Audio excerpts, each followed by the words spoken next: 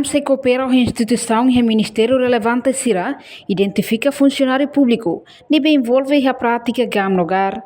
Presidente da Comissão Reguladora Arte Marcial CRAM, Octávio da Conceição, o assunto nem foi remata a cerimônia entrega equipamento da CRAM Nacional no seu CRAM Sira e Municipal, inclui Reoa, no atividade nem realiza e MZDAC Lesideira Dili. Quinta-feira, Lourenço no Lorecinem, Fulang Maio Tinang. Nia hateten, baseada a lei número 5/2002 no Lorecim Hito, presidente CRAM continua a cooperação institucional com o Ministério relevante Rotu, até informa baseada resultado fiscalização, comissão reguladora, no comando PNT Linhang, identifica cada e a funcionário público, mas que envolve a prática arte marcial nesse treinador. CRAM se identifica cada e a CF Suco no CF Aldeia Balão, mas envolve a grupo arte marcial. Além de e ramos mestre no mestra balão envolve a prática arte marcial. CRAM se coordena ou consolida no ministério relevante, baseada a competência cada ministério atuará no foto de decisão Roma.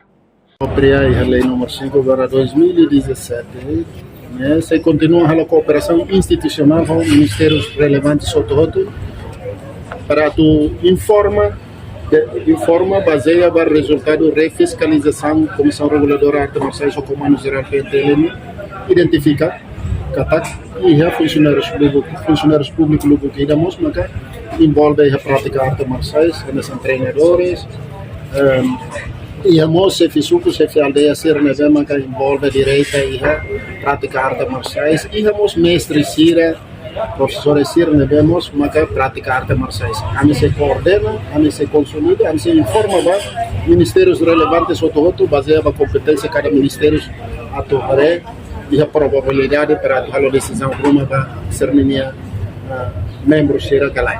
Depende da decisão ministérios relevantes. Quantidade da cidade e número não é claro. Mas é ita deteta.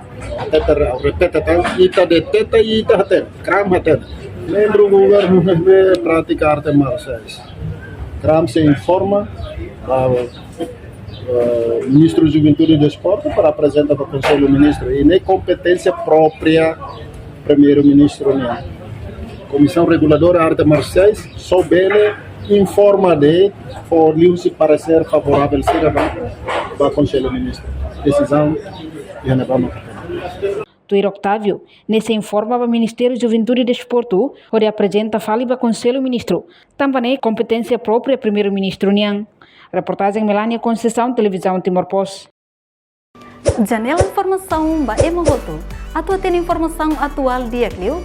Kita haluha, haneham botão subscribe, like, halo comentário no Fahe Tutang ba media sosial Hoto.